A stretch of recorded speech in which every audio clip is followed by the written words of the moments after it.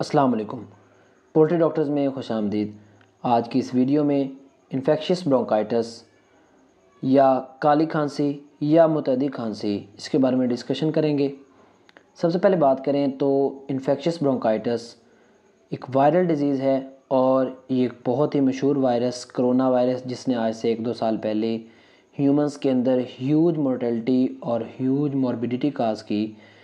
ये वही सेम काज है, वही कोरोना वायरस है, लेकिन मुर्गियों के अंदर इसके रिसेप्टर्स और होते हैं, इसके साइंस और होते हैं, लेकिन ह्यूमंस की तरह मुर्गियों में भी ये ज़्यादातर रेस्पिरेटरी सिस्टम को इफ़ेक्ट करती है। लेकिन मुर्गियों के अंदर ये वायरस 3 सिस्टम्स को इफ़ेक्ट करता है, जिसमें सबसे पहले रेस्पिरेटरी सिस्टम, इसके बाद यूरोजेनिटल सिस्टम, इसके बाद गैस्ट्रोइंटेस्टाइनल सिस्टम है। लेकिन ज़्यादातर साइंस रेस्पिरेटरी सिस्टम के मिलते हैं। और अगर हम बात करें लेयर, ब्रीडर और ब्रॉयलर की, तो सबसे ज़्यादा इस वायरस से ब्रॉयलर्स इफ़ेक्ट होते हैं। ये वायरस यंग और ओल्ड फ्लॉक दोनों को एक तरह से मुतासिर करता है, लेकिन ज़्यादातर केसेस और ज़्यादा मोर्टेलिटी हमें यंग फ्लॉक में मिलती है। अब बात करें प्री डायलेक्शन साइट की, यानी कि वो जगह जहाँ पे वायरस अटैक करता है, तो पोल्ट्री के अंदर प्री डायलेक्शन साइट लंग्स है, यानी कि ये ज़्यादातर फेफड़ों को मुतासिर करती है। इसलिए इन्फेक्शियस ब्रोंकाइटिस या आईबी के बारे में मशहूर है कि जहाँ के ऊपर ट्रेकिया ब्रोंकाई के अंदर तकसीम और होता है, वहाँ पे आपको प्लग्स मिलते हैं। या ये डिज़ीज़ आवाज़ के नाम से भी मशहूर है। इसके अलावा मुंह खोल के सांस लेना, मुंह ऊंचा करके सांस लेना, मुंह ऊपर की तरफ करके सांस लेना, ये तमाम वो अलामात हैं जिनसे हमें आईबी की तरफ इशारा मिलता है।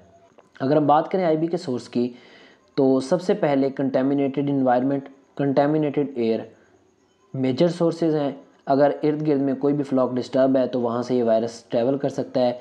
इसके अलावा इन्फेक्टेड क्लॉथेस, इन्फेक्टेड यूटेंसिल्स, यानी कि वो अशिया जो इन इन्फेक्टेड बर्ड्स के साथ लगी हैं, वो कई माह तक इस वायरस को लिए फिरती हैं और दूसरे बर्ड्स को इफेक्ट कर सकती हैं। इसके अलावा अगर 1 किलोमीटर के टेरिटरी में कोई अगर फ्लॉक डिस्टर्ब हुआ है तो इसके इर्द गिर्द 1 किलोमीटर तक आबो हवा बाकी फ्लॉक को भी डिस्टर्ब कर सकती है। ये बीमारी ज़्यादातर गर्मियों के सीज़न में आती है, या अगर ह्यूमिडिटी कम हो, या जिस तरह आने वाला सीज़न है जिसमें गंदम की कटाई की जाती है या फसलों की कटाई होती है, उन दिनों में वो जो डस्ट खारिज होती है वो बर्ड्स के अंदर रेशे का बायस बनती है, जो रेशा बाद में आईबी की तरफ कॉम्प्लिकेशंस लेके जाता है। अब अगर बात करें कि म्यूकस, रेशा या प्लग कैसे बनते हैं, तो इसका जिक्र मैंने दूसरी वीडियो के अंदर किया है, जिसका लिंक मैं डिस्क्रिप्शन में दे दूँगा।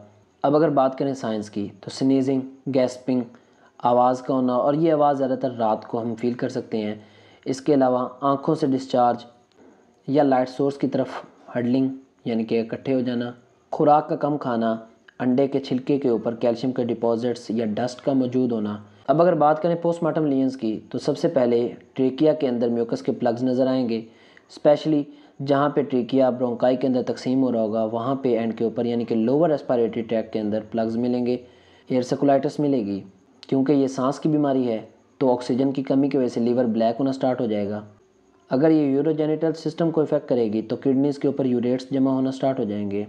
इसके अलावा लेयर के अंदर फॉल्स लेयर, यानी कि ओविडक्ट डैमेज हो जाती है, या बाज़ औक़ात सिस्टिक ओविडक्ट यानी पानी से भरी थैलियाँ मौजूद होती हैं, और ये जो पानी से भरी थैली है इसकी ओविडक्ट क्योंकि डैमेज हो चुकी होती है तो ये मुर्गी अंडे नहीं देती।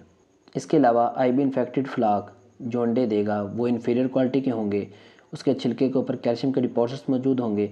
अगर हम उस अंडे को अंदर से देखें तो एल्बुमिन पतली होगी, उसके ऊपर ब्लड स्पॉट्स नज़र आएंगे या मिसशेपन अंडे नज़र आएंगे। अब बात करें इसके बचाव की, इसके लिए अद्वियात की, तो आप जब भी फ्लॉक के अंदर ये अलामात देखें सबसे पहले वेटनेरियन को कंसल्ट करें और उससे ट्रीटमेंट करवाएं, क्योंकि ये वायरल डिज़ीज़ है। इसके लिए इसकी कोई ड्रग ऑफ चॉइस नहीं है, इसके लिए सपोर्टिव ट्रीटमेंट की जाती है। इसके साथ साथ अपने फ्लॉक के अंदर आईबी की वैक्सीन करें। H120 के नाम से इसकी स्ट्रेन आती है और इसकी लाइव वैक्सीन की जाती है। पहले 2 वीक्स के अंदर इसकी वैक्सीन लाजमी करवा लेनी चाहिए, क्योंकि ये डिज़ीज़ ज़्यादातर यंग ब्रॉयलर फ्लॉक्स को इफेक्ट करती है। इसके लिए पहले 2 वीक के अंदर अंदर आप वैक्सीन लाजमी करवा लें।